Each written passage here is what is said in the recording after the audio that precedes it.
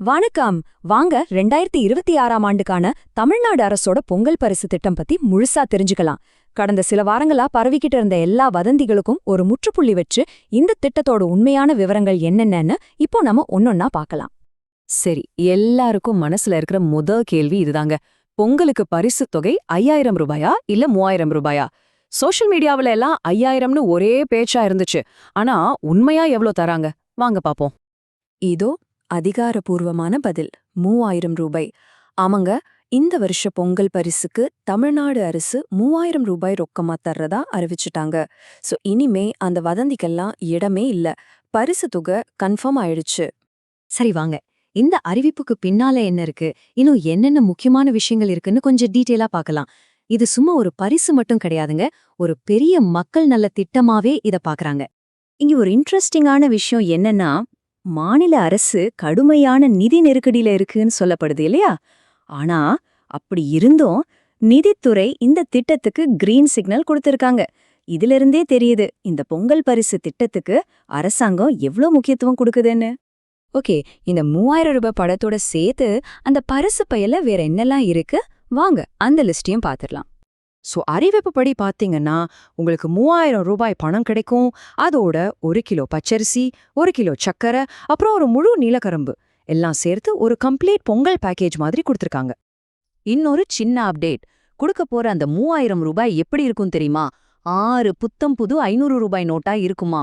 அரசு வட்டாரங்கள்ல இருந்து இப்படி ஒரு தகவல் வந்திருக்கு. இதுவும் ஒரு நல்ல விஷயம் தானே? சரி, இப்போ இந்த திட்டத்தோட அளவை பத்தி பார்க்கலாம். சில நம்பர்ஸ் சொல்றேன், கேளுங்க. இந்த நம்பர்ஸ் எல்லாம் கேட்டா நீங்களே அசந்து போயிடுவீங்க. நிஜமாவே ரொம்ப பிரம்மாண்டமானது. மொத்தமா தமிழ்நாட்டுல எவ்வளவு பேர் இதனால பயனடைய போறாங்க தெரியுமா? கிட்டத்தட்ட 2,22,00,000 அரிசி வாங்குற ரேஷன் கார்டு வச்சிருக்கிற குடும்பங்கள். சும்மா யோசிச்சு பாருங்க, எவ்வளவு பெரிய நம்பர் இதுன்னு. அப்பா, இந்த 2 கோடி குடும்பங்களுக்கும் ஆளுக்கு 3000 ரூபாய் கொடுக்கறதுக்கு மட்டும் அரசாங்கம் ஒதுக்கியிருக்கிற பணம் எவ்வளவு தெரியுமா? 6687 கோடி ரூபாய். இந்த ஒரு நம்பரே போதும் இந்த திட்டம் எவ்வளோ மெகா சைஸ்னு புரிஞ்சுக்க. சரி, இந்த 3000 ரூபாங்கிறது பெரிய தொகையா? வாங்க முன்னாடி எவ்வளவு கொடுத்தாங்கன்னு பாப்போம். இதுக்கு முன்னாடி ஹையஸ்டா கொடுத்தது 2021ல. அப்போ 2500 ரூபாய் கொடுத்தாங்க. ஆனா இப்போ கொடுக்க போற இந்த 3000 ரூபாய் இது வரைக்கும் கொடுத்ததுலயே ஒரு ரெக்கார்ட் பிரேக் அமௌண்ட். ஓகே, இப்ப ரொம்ப முக்கியமான பகுதிக்கு வந்திருக்கோம். சரி, இந்த பரிசு தொகுப்பு நீங்க எப்படி வாங்கிக்கலாம், அதுக்கான கைட்லைன்ஸ் என்னென்னு இப்ப பார்க்கலாம். இந்த டேட்ஸை நோட் பண்ணிக்கோங்க. ஜனவரி 8ஆம் தேதி முதலமைச்சர் இதை தொடங்கி வைக்கிறாரு. அங்கிருந்து டிஸ்ட்ரிபியூஷன் ஸ்டார்ட் ஆயிடும். முக்கியமான விஷயம் என்னன்னா, ஜனவரி 13ஆம் தேதிக்குள்ளேயே முடிஞ்ச வரைக்கும் எல்லாருக்கும் கொடுத்துடணும்னு டார்கெட் வச்சிருக்காங்க. இங்க இன்னொரு முக்கியமான அறிவிப்பு இருக்கு. பொதுவா வெள்ளிக்கிழமை ரேஷன் கடைகளுக்கு லீவு இல்லையா?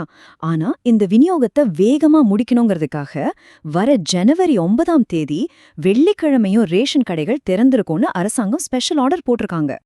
அரசோட ஒஃபிஷியல் டார்கெட்டே இதுதாங்க. ஜனவரி 13க்குள்ள முடிஞ்ச அளவுக்கு எல்லாருக்கும் பணத்தையும் பொருளையும் கொண்டு சேர்க்கணும்னு. இதுலேருந்தே தெரியுது எவ்வளோ சீரியஸா வேகமா இந்த வேலையை முடிக்கணும்னு அவங்க இருக்காங்கன்னு. சரி, எல்லாத்தையும் பார்த்துட்டோம். கடைசியா ஒரு கேள்வியோட இந்த விவரணையை முடிச்சுக்கலாம். 2,22,00,000 குடும்பங்களுக்கு இவ்வளவு பெரிய ஒரு சரித்திர முக்கியத்துவம் வாய்ந்த பரிசு கொடுக்கறாங்க. இந்த மெகா திட்டம் நம்ம மாநிலத்தோட பொருளாதாரத்திலையும் இனி வரப்போற மக்கள் நல திட்டங்கள்லையும் என்ன மாதிரியான ஒரு தாக்கத்தை ஏற்படுத்தும்? இது நாம எல்லாரும் யோசிக்க வேண்டிய ஒரு முக்கியமான கேள்வி.